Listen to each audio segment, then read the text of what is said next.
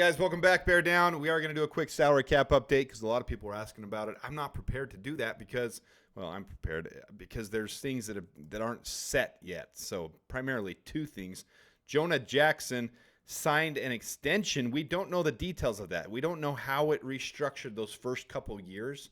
So we got to wait and see on that. The other thing is Olamide Zacchaeus. We don't know his, but I'll include all that on this. I'll make sure everyone understands what that means as we go throughout this. But there are some unknown variables. But there are some important things to go over, like Grady Jarrett's contract. So I will go over that today too. So let's jump right into this, and we'll pull me off screen. Right, of course, we're back at it with the salary cap today, and we don't have all the details. That's why I was hesitant to put something out right now. But a lot of you were asking where we stand at this moment. But the big thing I want to show, and this is from Spotrac, some of the contracts we just don't know yet. That's why I wanted to wait until we get some of the other contracts. So this is Olamide Zacchaeus, and it has not been disclosed what his contract is yet. So $0 here showing. And the really big one that's going to determine everything is Jonah Jackson, because they've said he'll receive his entire $17.5 million that he was promised for this year. But they can restructure that in a variety of ways. So those who haven't heard, he got an extension onto the 2 years he had left on his contract, so a 1-year extension. Now, over the cap has that listed as $11,833,333 for this year. So that's how they're saying this year will be. But they can restructure this any way they want to make those 3 years look. And they can even push it out farther than that. In fact, here's the details of Grady Jarrett's, which I think is super interesting. They're trying to fit all these big contracts in. They want to win now. So you can see that Grady Jarrett's cap hit for this year is only $5.4 million. He'll get $17.4 million next year. Now remember, this is a $42.75 million contract, so roughly $14 million a year. 5.4 this year, 17.4 next year, 15.15 the year after that. And then there's dead cap here. So he's got dead cap. Oh, that's the dead cap amount. So that's the cap hit amount. This is the dead cap amount. So he'll get $2.4 million each of the next 2 years after his contract is over. He's getting his signing bonus. Now he's receiving that money now. That's why it shows signing proration. So he'll get this signing bonus, this $12 million. But the way it's levied out is he's getting it over on our cap. We're taking a fifth of that over the next 5 years, even though it's a 3-year contract. So we're in win mode now for sure. But here's the thing I want to show with over the cap and with Spotrac. What they do is they count the top 51 contracts because that's what go against the cap until you cut your roster down and then you get it to the final 53. So they're not counting all these contracts, and they're not counting the ones that are probably the most impactful. You can see here, let's see, Swayze Bozeman, probably almost guaranteed to be on the roster, but right now he would be past the 51. Okay, so some of those, Ian Wheeler, I'm guessing he'll be on the 51. So I guess we don't know, but they're also not considering into that the draft pool. And they haven't even updated here. We traded our 6th-round pick away. We traded that away for Jonah Jackson. So they're not considering all that. So they've got their cap totals here. Let's see. There it goes back to there. Let's see. Sorry about the oopsie. So anyways, they have their cap sitting here. I mean, all these numbers will be fairly. This is the adjustment from Matt Pryor. There's a rollover from last year. So 285. Those numbers are accurate. Dead money, that's going to be accurate. Some of the things that I don't agree with are where they sit completely with the cap because of, they account for it differently. But it's not crazy far off. So let's go to the spreadsheet.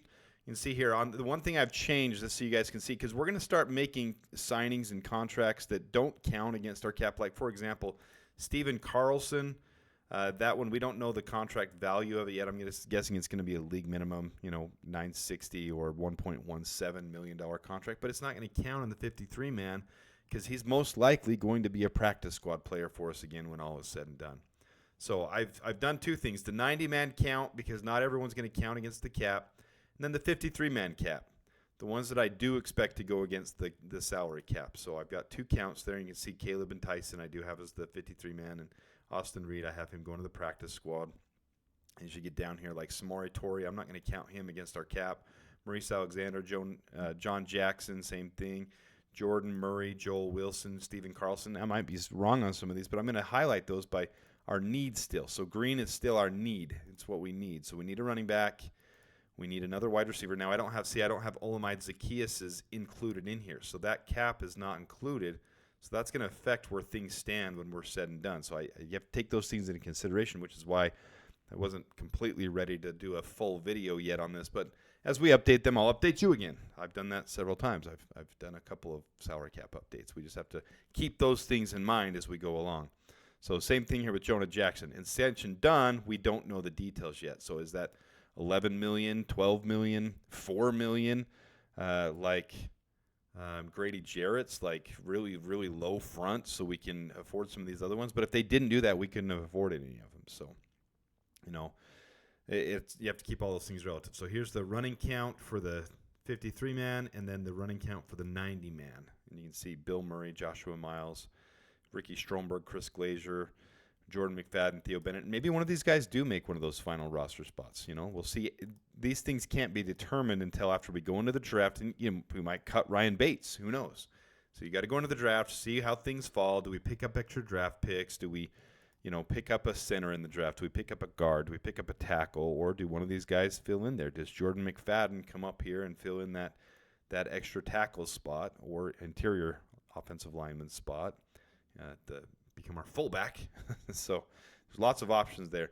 Does Chris Williams stay on the roster? And I've highlighted these in green because I think both these guys do need to be replaced. Zach Pickens possibly too. I just don't know if they'll do that with him still being young.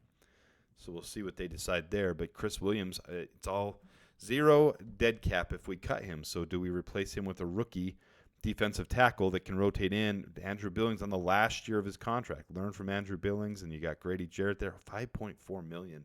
17, 15, and then even if we go farther years out, he's going to be 2.4 against the cap each of those next couple of years too. So those things are interesting. Does Daniel Hardy make the final 53-man roster? If so, we bring him in there. So here's as we scroll along, you can see where everything stands. And you get down here, 64 on the 90-man roster, 44 on the 53-man roster. But remember, I do include, on mine, I can't include the rookie cap pool in there. So that's 7 players. 7 into there is 51. So right now, our 51-man roster, which top 51 is what they count against the salary cap, 51 would be 23,234 left in cap space. But remember, we don't know what these two right here, Jonah Jackson, we don't know what his looks like. And we don't know what Olamide Zaccheaus look like. So, if it's $11 million for Jonah Jackson and say $2.5 million for Zaccheaus, that's $13, $14 million. That leaves us $9 million. That's about the buffer cap that Ryan Poles likes to roll with. So I would expect a couple more signings, and then you still have a couple more roster spots you have to fill. So, no, we're not in bad cap space. We're actually in really good cap space. Because he structured several of these contracts the way that he did, like most notably Dayo Odengibo and Grady Jarrett. Both of these are extremely backloaded. See how there's only 5.4 and 8 million against the cap, and then the next year 12 million more, 12 million more. He did that on purpose so he could fit all the contracts in. So it's not like we have 23 million left to spend. We still have to figure out Jonah Jackson's, and we still need to know Zaccheaus's. And then we have some buffer cap as we run in. And I would expect some minor contract signings. A lot of this will get filled out after the draft. You'll have a lot of the 90-man roster filled out after the draft. We'll have more spots filled in, and we'll update that too. We'll have a couple undrafted free agents every year we do.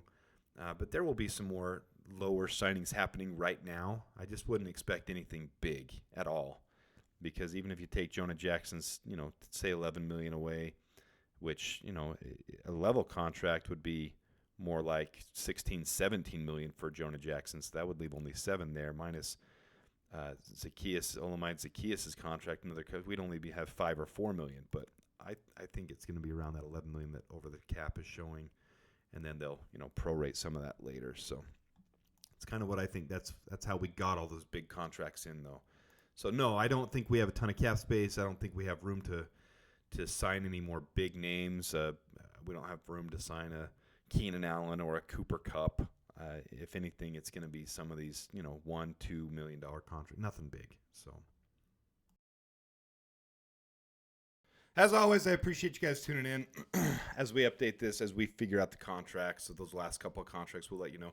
As any signing comes along, we'll let you know. But as of now, I would expect more of pro day visits, top 30 visits into House Hall being the big news, and then things from there. I wouldn't expect free agency to be the big news anymore. But can you imagine if we didn't structure the contracts we did with Grady Jarrett and Dayo Odengibo? Then we couldn't have afforded all 5 of these big guys. All 5 of Joe Tooney, Drew Dahlman, Jonah Jackson, Dayo Odengibo, and Grady Jarrett. We couldn't have afforded all if we didn't do that. So a lot of people say, well, that's not Ryan Poles' MO. He won't do that. Well, at one point, everyone's job is going to be on the line. So even though we haven't opened the Super Bowl window, as in we're extending all these contracts out and we're pushing it out, indefinitely to make it work, starting to push a couple out isn't going to kill the Bears when it means we can grab a couple players that we need at significant positions.